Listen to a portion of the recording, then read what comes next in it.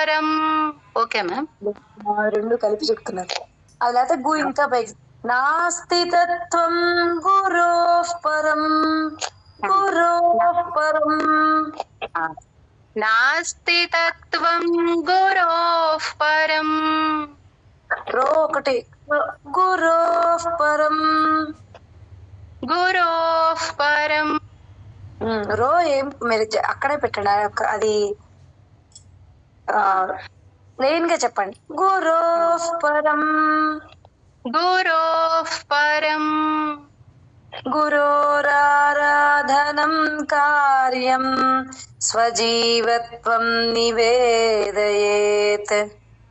గురోరారాధనం కార్యం స్వజీవత్వం నివేదయేత్. గురోరారాధనం కార్యం స్వజీవత్వం నివేదయేత్. గురోరారాధనం కార్యం స్వజీవత్వం నివేదయేత్. ధ్రువం తేషాం చ సర్వేషాం నాస్తి తత్వం గురోః పరం, గురోరారాధనం కార్యం స్వజీవత్వం నివేదయేత్. ధ్రువం తేషాం చ సర్వేషాం నాస్తి తత్వం గురోః పరం, గురోరారాధనం కార్యం స్వజీవత్వం నివేదయేత్. ధ్రువం తేషాం చ సర్వేషాం నాస్తి తత్వం గురోః పరం, గురోరారాధనం కార్యం స్వజీవత్వం నివేదయేత్. ధ్రువం తేషాం చ సర్వేషాం నాస్తి తత్వం గురోః పరం, గురోరారాధనం కార్యం స్వజీవత్వం నివేదయేత్. ధ్రువం తేషాం చ సర్వేషాం నాస్తి తత్వం గురోః పరం, గురోరారాధనం కార్యం స్వజీవత్వం నివేదయేత్.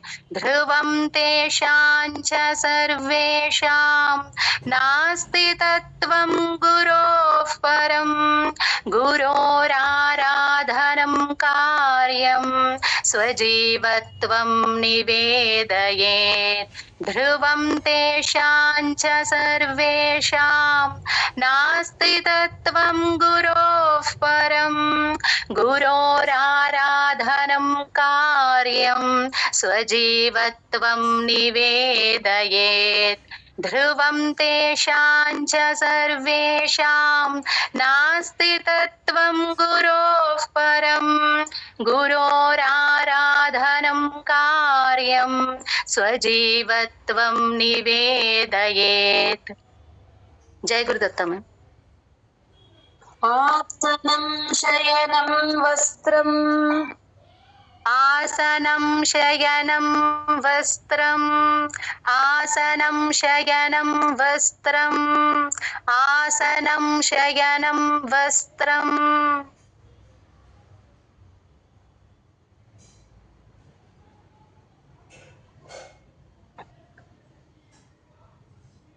వాహనం భూషణాదికం, వాహనం భూషణాదికం, వాహనం భూషణాదికం, వాహనం భూషణాదికం.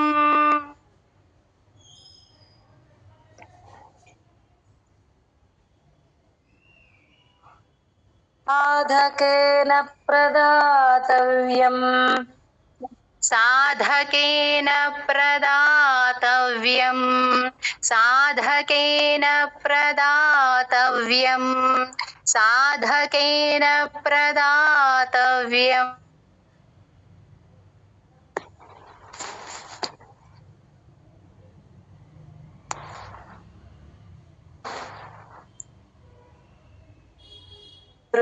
సంతోషకారణం, गुरोः सन्तोषकारणम्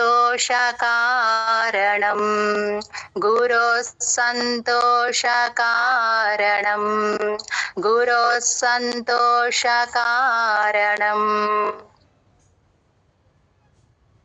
आसनं शयनं वस्त्रं वाहनं भूषणादिकम् आसनं शयनं वस्त्रं वाहनं भूषणादिकम् आसनं शयनं वस्त्रं वाहनं भूषणादिकम् आसनं शयनं वस्त्रं वाहनं भूषणादिकम्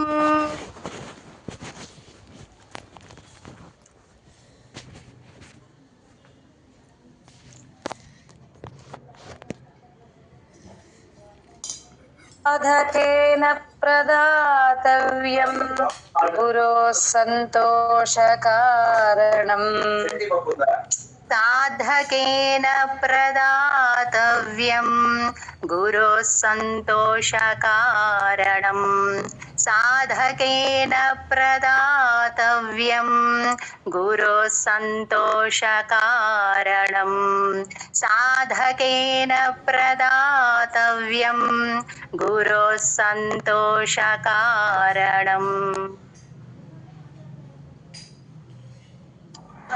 आसनं शयनं वस्त्रं वाहनं भूषणादिकम् साधकेन प्रदातव्यं गुरोः सन्तोषकारणम्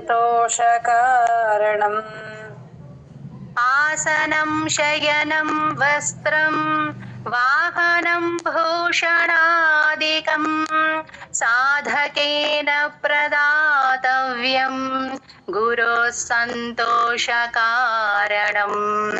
आसनं शयनं वस्त्रं वाहनं भूषणादिकं साधकेन प्रदातव्यं गुरोः सन्तोषकारणम्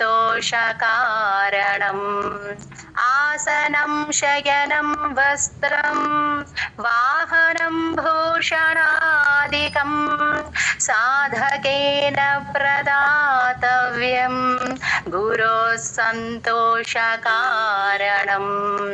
आसनं शयनं वस्त्रं वाहनं भूषणादिकं साधकेन प्रदातव्यं गुरोः सन्तोषकारणम् आसनं शयनं वस्त्रं वाहनं भूषणादिकं साधकेन प्रदातव्यं गुरोः सन्तोषकारणम् आसनं शयनं वस्त्रं वाहनं भूषणादिकं साधकेन प्रदातव्यं गुरोः सन्तोषकारणम् आसनं शयनं वस्त्रं वाहनं भूषणादिकं साधकेन प्रदातव्यं गुरोः सन्तोषकारणम् जय गुरुदत्त कर्मणा मनसा वाचा कर्मणा मनसा वाचा कर्मणा मनसा वाचा कर्मणा मनसा वाचा नित्यमाराधयेत् गुरुम् नित्यमाराधयेत् गुरुम् नित्यमाराधयेत् गुरुम् नित्यमाराधयेत् गुरुम् दीर्घदण्डं नमस्कुर्यात् दीर्घदण्डं नमस्कुर्यात् दीर्घदण्डं नमस्कुर्यात् दीर्घदण्डं नमस्कुर्यात्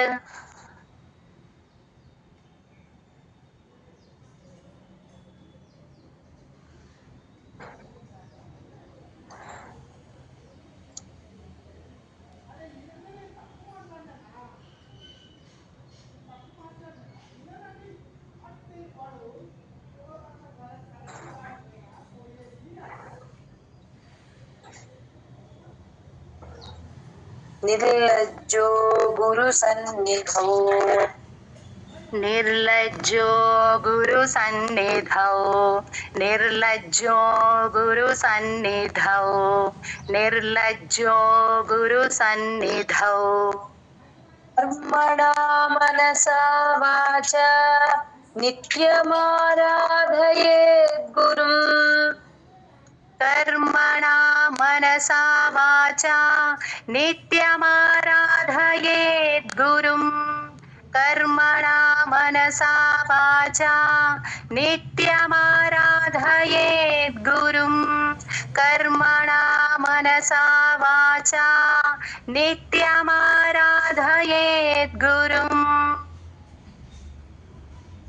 దీర్ఘదండం నమస్కుర్యాత్ నిర్లజ్జో గురు సన్నిధౌ దీర్ఘదండం నమస్కుర్యాత్ నిర్లజ్జో గురు సన్నిధౌ దీర్ఘదండం నమస్కుర్యాత్ నిర్లజ్జో గురు సన్నిధౌ దీర్ఘదండం నమస్కుర్యాత్ నిర్లజ్జో గురు సన్నిధౌ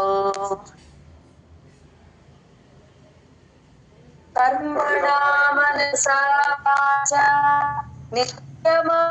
నిత్యమారాధయేత్ గురుం దీర్ఘదండం నమస్కుర్యాత్ నిర్లజ్జో గురు సన్నిధౌ కర్మణా మనసా వాచా నిత్యమారాధయేత్ గురుం దీర్ఘదండం నమస్కుర్యాత్ నిర్లజ్జో గురు సన్నిధౌ కర్మణా మనసా వాచా నిత్యమారాధయేత్ గురుం దీర్ఘదండం నమస్కుర్యాత్ నిర్లజ్జో గురు సన్నిధౌ కర్మణా మనసా వాచా నిత్యమారాధయేత్ గురుం దీర్ఘదండం నమస్కుర్యాత్ నిర్లజ్జో గురు సన్నిధౌ కర్మణా మనసా వాచా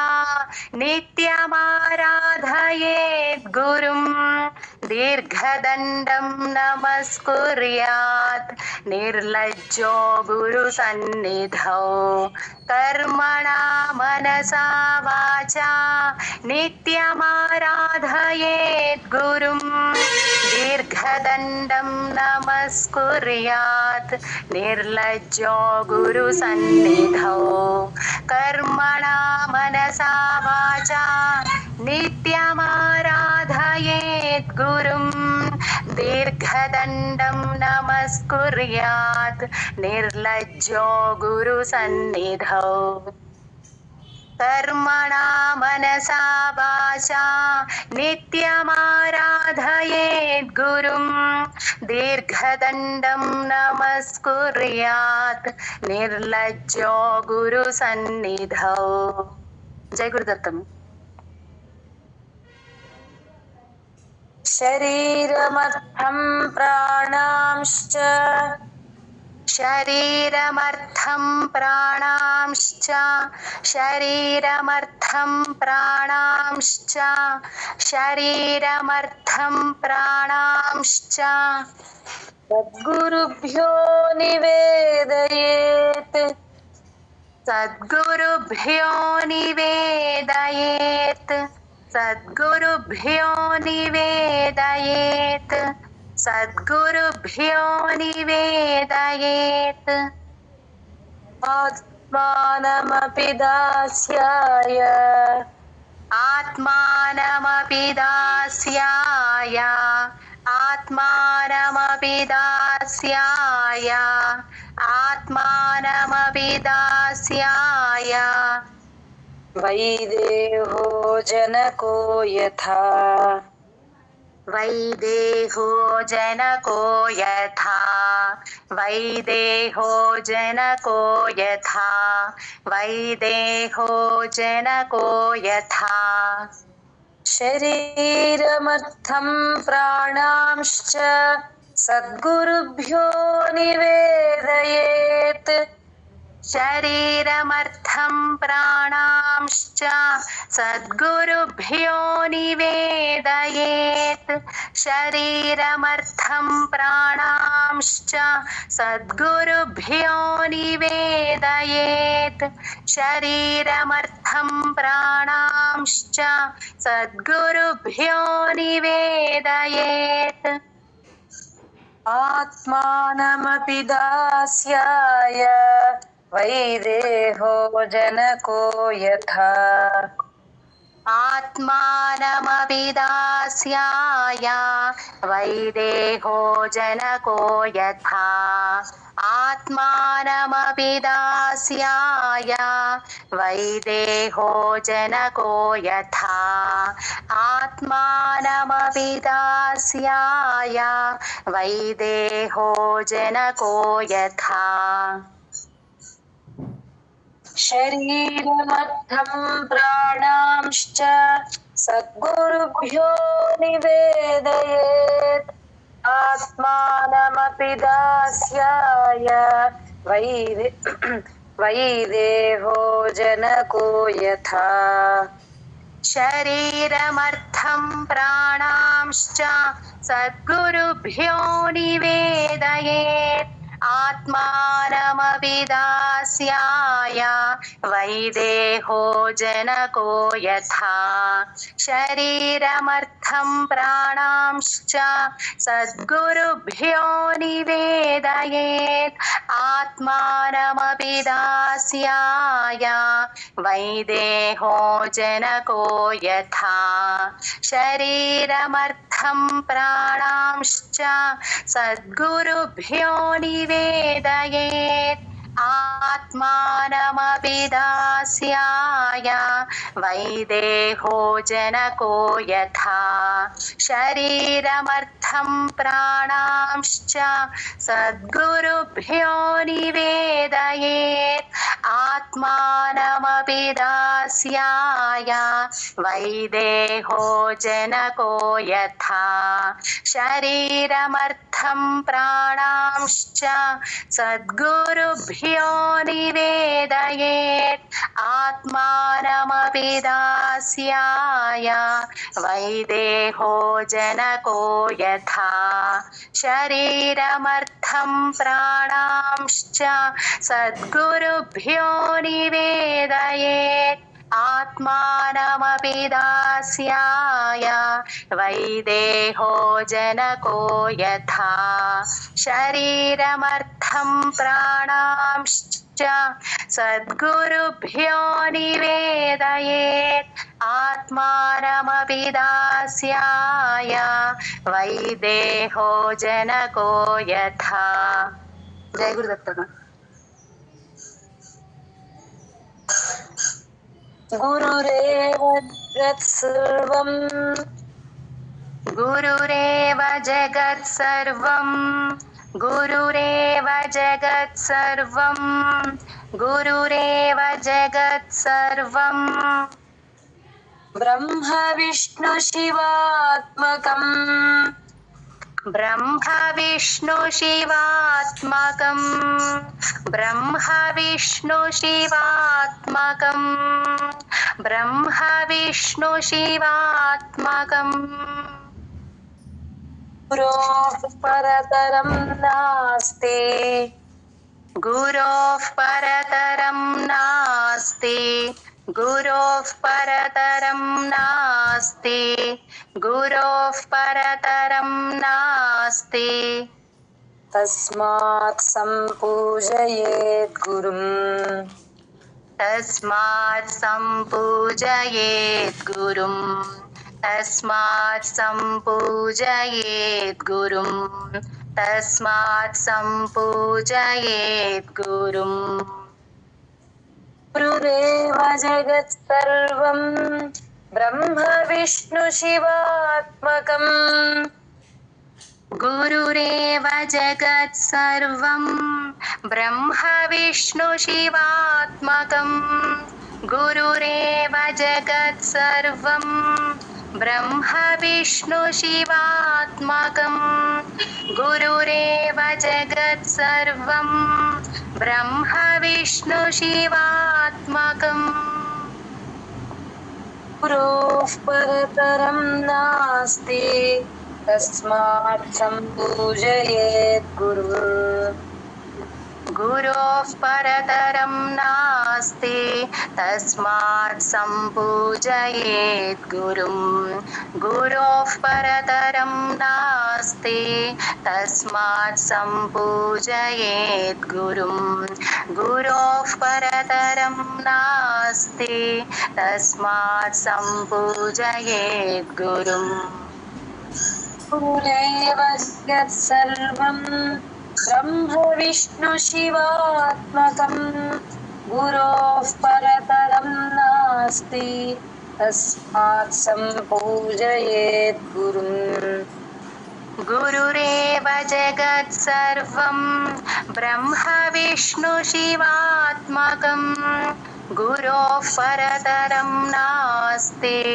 तस्मात् सम्पूजयेत् गुरुम् गुरुरेव जगत्सर्वं ब्रह्म विष्णु शिवात्मकम् गुरोः परतरं नास्ति तस्मात् सम्पूजयेत् गुरुम् गुरुरेव जगत्सर्वं ब्रह्म विष्णु शिवात्मकम् गुरोः परतरं नास्ति तस्मात् सम्पूजयेत् गुरुम् गुरुरेव जगत्सर्वं ब्रह्म विष्णु शिवात्मकम् गुरोः परतरं नास्ति तस्मात् सम्पूजयेत् गुरुम् गुरुरेव जगत्सर्वं ब्रह्म विष्णु शिवात्मकम्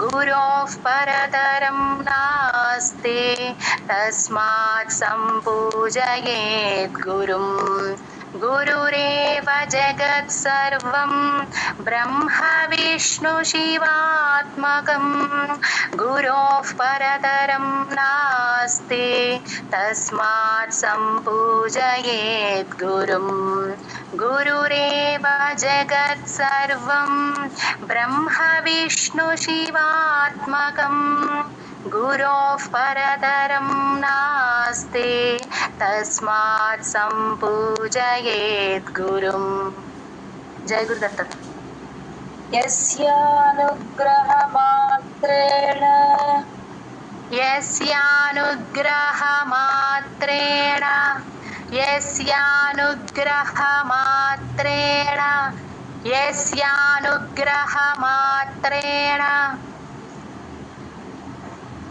हृद्युत्पद्येत तत्क्षणात् हृद्युत्पद्येत तत्क्षणात् हृद्युत्पद्येत तत्क्षणात् हृद्युत्पद्येत तत्क्षणात् ज्ञानं च परमानन्दः ज्ञानं च परमानन्दः ज्ञानं च परमानन्दः ज्ञानं च परमानन्दः सद्गुरुः शिव एव सः सद्गुरुः शिव एव सः सद्गुरुः शिव एव सः सद्गुरुः शिव एव सः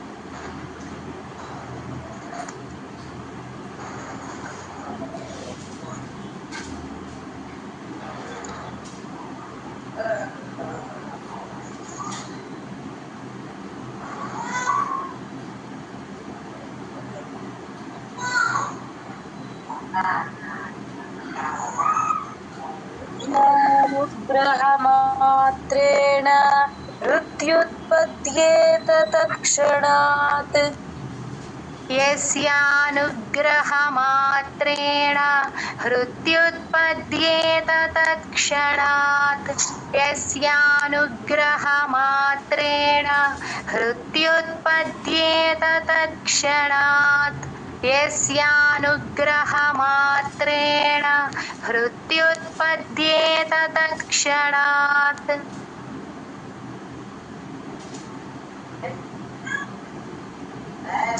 ज्ञानञ्च परमानन्दः सद्गुरुः शिव एव सः ज्ञानञ्च परमानन्दः सद्गुरुः शिव एव सः ज्ञानञ्च परमानन्दः सद्गुरुः शिव एव सः ज्ञानञ्च परमानन्दः सद्गुरुः शिव एव सः स्यानुग्रहमात्रेण मृत्युत्पद्येत तत्क्षणात् ज्ञानञ्च परमानन्दः सद्गुरुः शिव एव सः यस्यानुग्रहमात्रेण मृत्युत्पद्येत तत्क्षणात् యస్యానుగ్రహమాత్రేణ కింద నుంచి చెప్పకండి యస్యానుగ్రహమాత్రేణ మృత్యుత్పద్యేత తత్క్షణాత్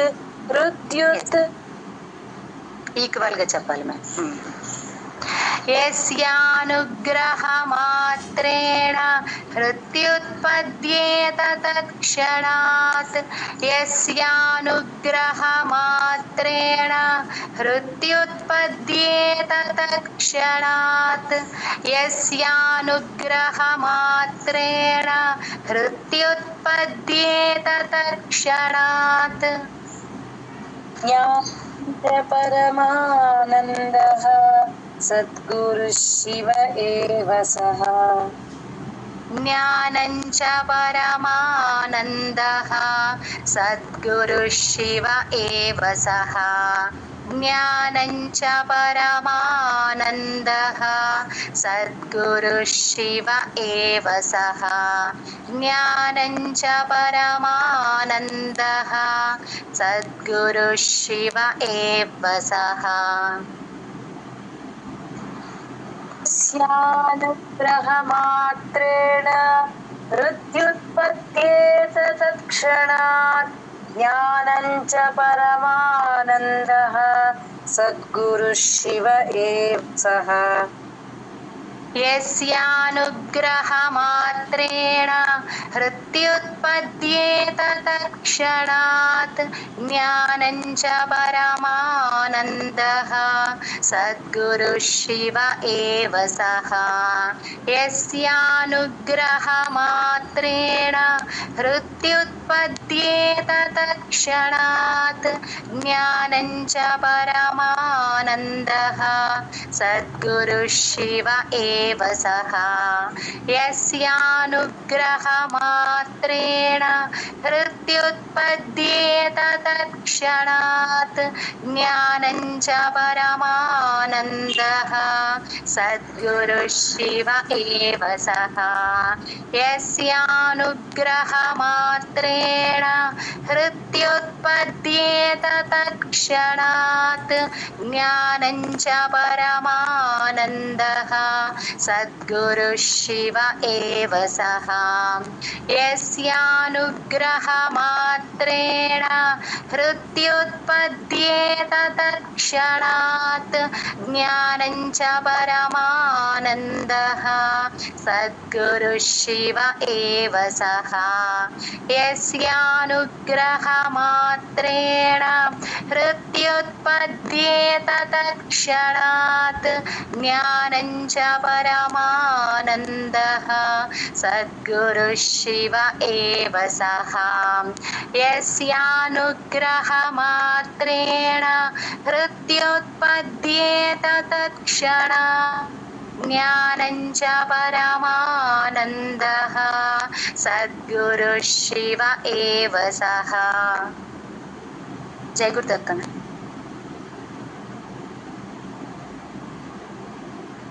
40 అయిపోయినాయి కదా. Yes ma'am.